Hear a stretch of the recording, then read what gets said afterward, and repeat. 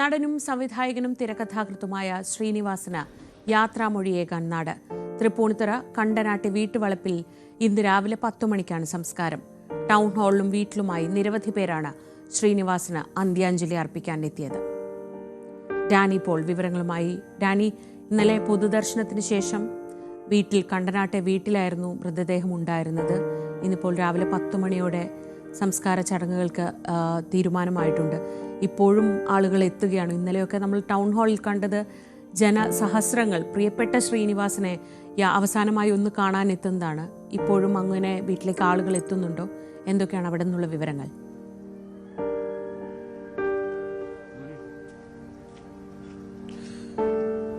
ശ്രീജ, ഇന്നലത്തതിൻ്റെ തുടർച്ച തന്നെയാകും ഇന്ന് എന്ന കാര്യത്തിലൊരു സംശയവുമില്ല. നമ്മൾ ഉദയംപേരൂര് കണ്ടനാട് വീട്ടിലാണ് അവിടെ നിൽക്കുന്നത്. നോക്കുക, ഈ വീട്ടിലേക്കുള്ളൊരു പരിസരത്ത് തന്നെ ഇപ്പോൾ തന്നെ ആളുകൾ ഇവിടേക്ക് നിരവധിയായ നാട്ടുകാരടക്കം ഇവിടേക്ക് വരുന്നു എന്നാണ് രാവിലെ മുതൽ തന്നെ. അതായത് ഇന്നിപ്പോൾ ഈ സമയമാകുമ്പോൾ തന്നെ ഇവിടേക്ക് ആളുകൾ എത്തുന്നു. തികച്ചും നാട്ടും പ്രദേശമുള്ള ഒരു സ്ഥലമാണ് ഈ കണ്ടനാട്, ഈ മേഖല എന്നെല്ലാം പറയുമ്പോൾ ഇവിടേക്ക് അവരെ പ്രിയപ്പെട്ട ശ്രീനിവാസൻ ചേട്ടൻ ഇവിടെയുണ്ട്.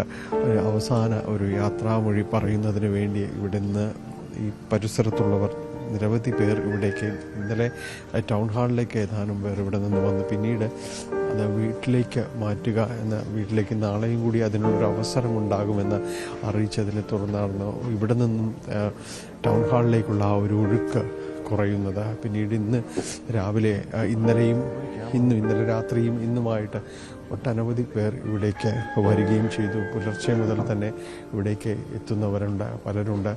ഇവിടെ അദ്ദേഹം നാളുകളായി ഇവിടെ തുടരുകയാണ്. നമുക്കെല്ലാവർക്കും അറിയാവുന്നതുപോലെ ഈ ജൈവകൃഷി അടക്കമുള്ള കാര്യങ്ങളിൽ അദ്ദേഹം വളരെ വ്യാപൃതനായിരുന്നു. ഈ വീടിൽ നിന്ന് കുറച്ച് മാറിയാണ് അദ്ദേഹം കൃഷി നടത്തിയിരുന്ന സ്ഥലവും മറ്റും ഉണ്ടായിരുന്നത്. കൃഷിയോട് ആകർഷണമായ അദ്ദേഹത്തിൻ്റെ നേതൃത്വത്തിൽ ഇവിടെ ഒരു കൂട്ടായ്മ രൂപീകരിക്കുകയും രൂപപ്പെടുകയും എല്ലാം തന്നെ ചെയ്തു. അവരുടെ നേതൃത്വത്തിൽ ഏതാണ്ട് പലയിടങ്ങളിലായിട്ട് 100 ഏക്കറോളം സ്ഥലത്താണ് ജൈവകൃഷി അടക്കമുള്ള കാര്യങ്ങൾ ചെയ്തിരുന്നത്. അത് ഇവിടെ നിന്നും കുറച്ച് മാറി ഉദയംപേരൂർ എന്ന് പറയുന്ന ഭാഗങ്ങൾ കേന്ദ്രീകരിച്ചായിരുന്നു അതുണ്ടായിരുന്നത്. എന്തായാലും അദ്ദേഹത്തിൻ്റെ നേതൃത്വത്തിൽ ഇവിടെ അത് തുടരുകയായിരുന്നു. അങ്ങനെ അതുമായി ബന്ധപ്പെട്ടുകൊണ്ട് നാട്ടുകാരുമായും എല്ലാം വളരെ അടുപ്പം പുലർത്തിയിരുന്നു. അതൊരു സിനിമാ താരമായിട്ടല്ല, തികച്ചും നാട്ടുകാരനായിട്ട്, അതോടൊപ്പം തന്നെ ഇതിലെല്ലാം താല്പര്യമുള്ള ഒരാളായിട്ട് അവർക്കൊപ്പം തന്നെ തുടരുകയായിരുന്നു.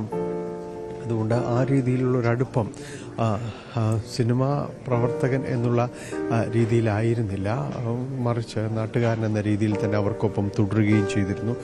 ആ ഒരു അടുപ്പം നമുക്ക് ഇവിടെ എത്തുന്ന എല്ലാവരിലും തന്നെ നമുക്ക് കാണുവാനായിട്ട് സാധിക്കുകയും ചെയ്യും. കാരണം തികച്ചും നാട്ടുകാർ അവർക്ക് അദ്ദേഹത്തെക്കുറിച്ച് നല്ല ഓർമ്മകളുണ്ട്, നല്ല പരിചിതമാണ്. അവർക്ക് പല സിനിമകൾ ഇല്ലാത്ത ഈ ഒരു സമയമാകുമ്പോഴേക്കും രോഗത്തിൻ്റെ പിടിയിലും മറ്റുമാകുമ്പോഴേക്കും അവരോട് വിശേഷങ്ങൾ പറഞ്ഞുകൊണ്ട് ഈ വീട്ടിൽ തന്നെ ഉണ്ടായിരുന്നു. ഇവിടെ എത്തുന്നവരോട് ഈ ജൈവകൃഷിയുമായി ബന്ധപ്പെട്ടും അല്ലാതെയും എല്ലാം ഇവിടെ വന്നിരിക്കുന്നവരോട് സംസാരിക്കാൻ എത്തുന്നവരെ ഒരിക്കലും അദ്ദേഹം നിരാശപ്പെടുത്തിയുമിരുന്നില്ല. അവരോടൊപ്പം തന്നെ സംസാരിക്കുകയും തുടരുകയും എല്ലാം തന്നെ ചെയ്യുന്ന ഒരു പ്രകൃതമായിരുന്നു അദ്ദേഹത്തിൻ്റെ. നമുക്കറിയാം, ശ്രീനിവാസനെ ഏതൊരു വേദിയിലും അദ്ദേഹം വളരെ സരസമായും രസകരമായും എല്ലാം തന്നെ സംസാരിച്ചു പോകുന്ന ഒരു വ്യക്തിത്വമാണ്. അതിൻ്റെ തന്നെ ഒരു തുടർച്ച പിന്നീട് ഇങ്ങോട്ടും ഈ രോഗാവസ്ഥയിലും അതിനൊന്നും ഒരു മാറ്റവും അദ്ദേഹം വരുത്തിയിരുന്നില്ല. അതുകൊണ്ട് തന്നെ ഇവിടെ എത്തുന്ന നാട്ടുകാരോടെല്ലാം തന്നെയും അദ്ദേഹം സംസാരിച്ചു പോവുകയും എല്ലാം തന്നെ ചെയ്തിരുന്നു. അങ്ങനെ അവർക്ക് ഒപ്പം നടന്നിരുന്ന, അവർക്കൊപ്പം എപ്പോഴും ഉണ്ടായിരുന്ന ഒരാൾ ആണ് ശ്രീനിവാസൻ. അതുകൊണ്ട് തന്നെയാണ് അദ്ദേഹത്തിൻ്റെ വിയോഗം ഈ നാട്ടുകാർക്ക് ഇത് വളരെ പെട്ടെന്ന് എന്നൊരു തോന്നലടക്കം ഉണ്ടാക്കുന്നത്. കാരണം ഒരു രോഗാവസ്ഥയിലേക്ക് വളരെ വേഗമാണ് അദ്ദേഹം അതിലേക്ക് വീഴുന്നത്. വളരെ പെട്ടെന്ന് ആരോഗ്യം മോശമാവുന്നൊരവസ്ഥയിലേക്കെല്ലാം തന്നെ വന്നു. അതുവരെയും അദ്ദേഹം അവർക്കൊപ്പം തന്നെ വളരെ സജീവമായിട്ട് തന്നെ ഉണ്ടായിരുന്നു. എങ്കിലും രോഗവിമുക്തി പ്രാപിച്ച് അദ്ദേഹം തിരികെ വരും എന്നൊരു പ്രതീക്ഷയും എല്ലാം തന്നെ അവർക്ക് മുന്നിലുണ്ടാവുകയും ചെയ്തിരുന്നു.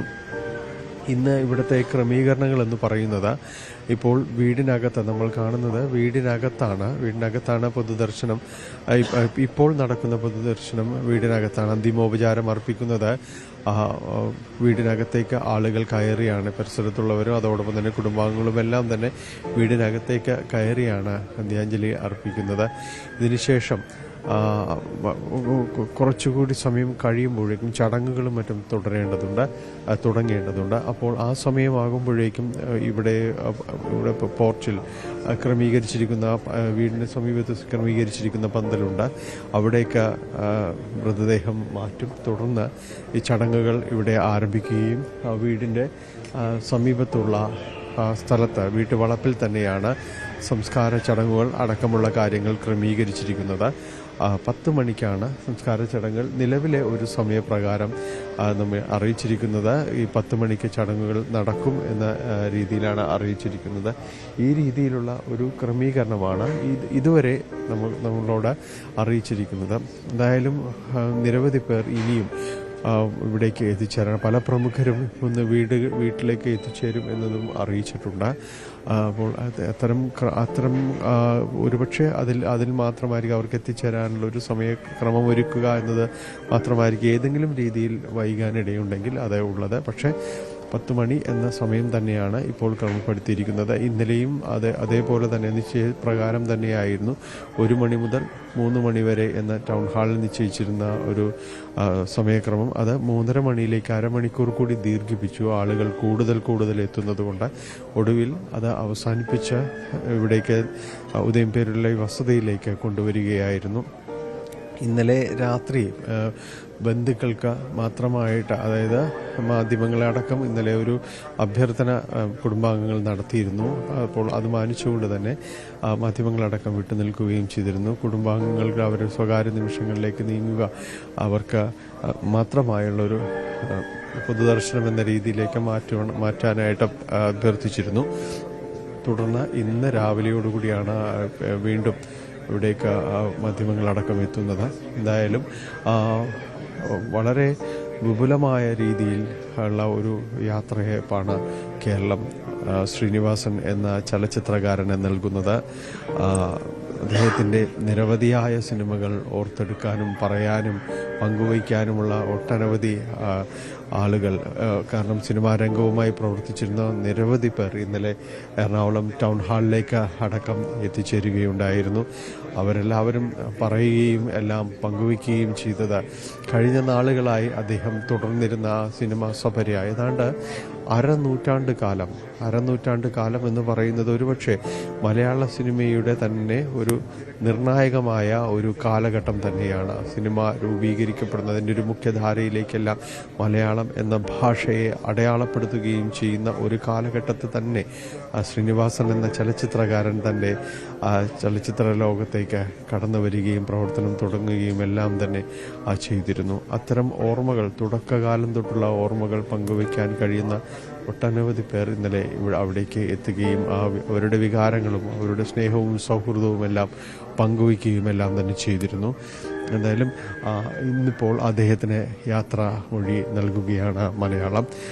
ഇവിടെ വീടിന് സമീപത്ത് ഈ സ്ഥലത്താണ്, ഇവിടെയാണ് സംസ്കാര ചടങ്ങുകൾക്കുള്ള സ്ഥലം ക്രമീകരിച്ചിരിക്കുന്നത്. വീടിനോട് ചേർന്ന് തന്നെയുള്ള ഈ സ്ഥലത്താണ് അദ്ദേഹത്തിന് ചിതയൊരുങ്ങുന്നത്.